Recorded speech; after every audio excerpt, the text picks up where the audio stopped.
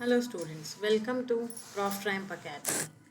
Myself Dr. Kajal Rai, and today we are going to discuss about least upper bound and greatest lower bound.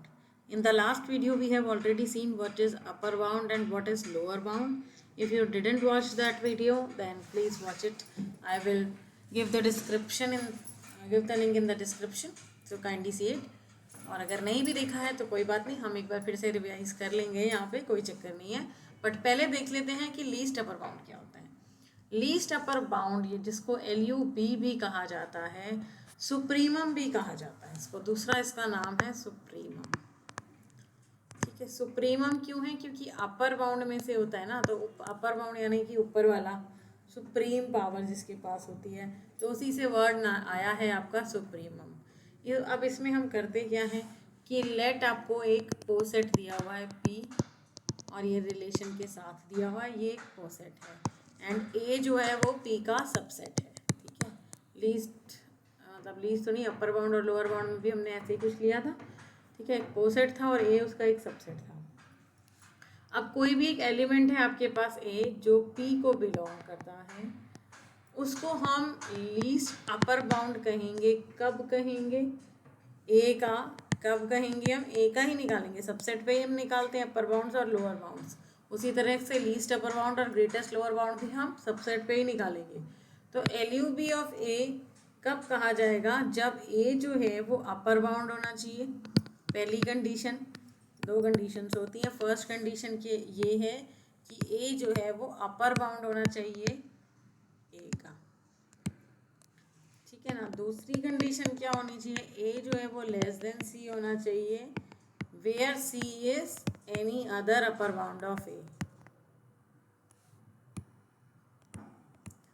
यानी कि इसका मतलब क्या है?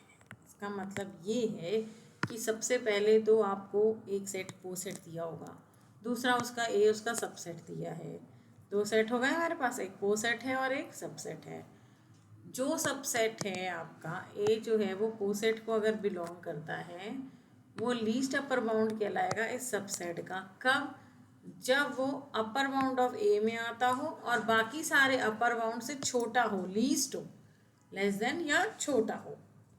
इसी तरीके से ग्रेटेस्ट लोअर बाउंड भी होता है। अब ग्रेटेस्ट लोअर बाउंड क्या होगा ए का?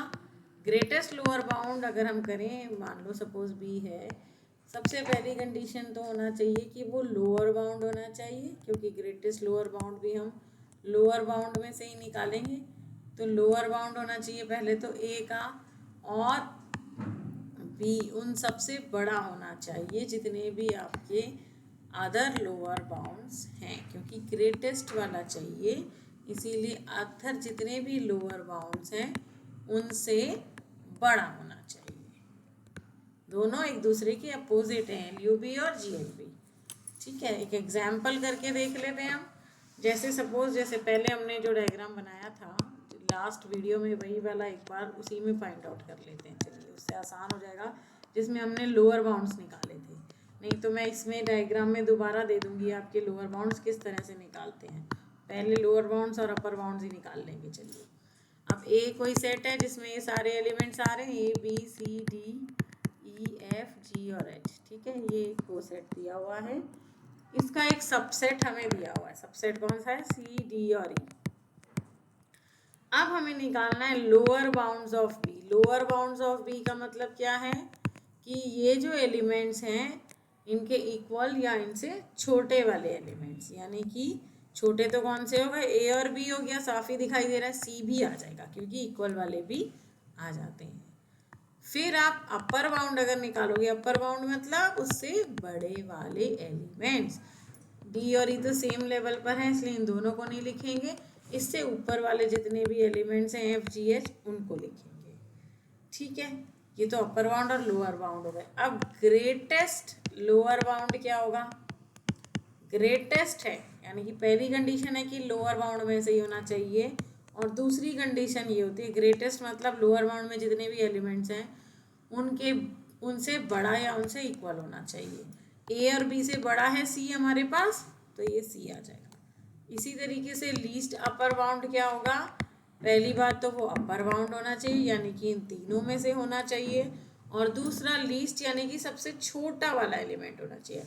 अब एफ जी और एच में से जी और एच तो सेम लेवल पर है, इसमें तो कोई फ़र्क ही नहीं है, सेम लेवल है हमारे पास। एफ बचा जो स्मॉल वाला था, तो एफ जो हो गया वो लीस्ट अपर बाउंड हो गया। इस तरीके से हम लीस्ट अपर बाउंड और ग्रेटेस्ट अपर बाउंड निकाल सकते हैं। अब एक और एग्जाम्पल देख लेते हैं। हो नहीं, ज़रूरी नहीं है सब जितने भी सेट हमारे पास हों उन सब का कोई ना कोई ग्रेटेस्ट या लोएस्ट वाला एलिमेंट हमारे पास आ जाए, ज़रूरी नहीं होता है। ये कंडीशंस पे डिपेंड देते हैं कि कौन सा रिलेशन है, कौन सा नहीं फॉलो हो रहा है। सपोज इस तरह से एक हमारे को डायग्राम, हेज डायग्राम दिया हुआ है, वो सेट दिया हुआ है, तो इसमें एलिमेंट्स यानी कि बिगर सेट कौन सा है हमारे पास, 1 2 3 4 5 6 7 8, जिसमें सारे के सारे एलिमेंट्स आ रहे हैं। सपोज एक आपको सबसेट दिया हुआ है, कौन सा दिया है, 3 4 और 5, ठीक है, ये एक सबसेट है।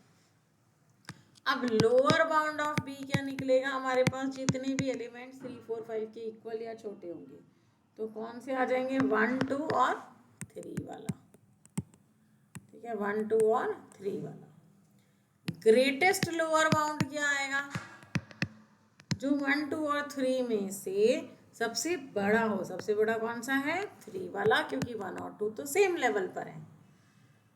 इसी तरीके से अपर बाउंड ऑफ बी क्या निकलेगा, अपर बाउंड यानी 3 4 5 के इक्वल या उससे बड़ा वाला। 3 है, 4 और 5 से बड़े वाले लेंगे, क्योंकि ये तो सेम लेवल पर हैं, तो इसमें हम बड़ा छोटा नहीं बता सकते कौन से हैं। तो इससे ऊपर कितने आ रहे हैं, 6 7 और 8, ये सारे के सारे अपर बाउंड हो जाएंगे। अब लीस्ट अपर बाउंड यानी कि अपर बाउंड में से तो होना ही चाहिए, लेकिन उसमें से सबसे छोटा वाला होना चाहिए। 6 7 8 में से 6 7 और 8 तो सबसे बड़ा है। 6 और 7 वाले एक ही लेवल पर है, इसमें से कौन सा छोटा है कौन सा बड़ा है ये हम फाइंड आउट नहीं कर सकते। तो इसमें जो लीस्ट अपर बाउंड निकलेगा वो नील निकलेगा, क्योंकि हम डिसाइड नहीं कर सकते इसमें, ठीक है। तो ऐसे भी एग्जाम्पल्स मतलब क्वेश्चंस आते हैं एग्जाम में, जहाँ पे आपका कोई भी लीस्ट अपर बाउंड या ग्रेटेस्ट लोअर बाउंड नहीं निकल रहा होता है। तो be ready with this type of questions. किसी भी यूनिवर्सिटी एग्जाम में या कॉम्पिटिटिव एग्जाम्स में ऐसे क्वेश्चंस डेफिनेटली आते हैं। So I hope you will understand the concept of least upper bound and greatest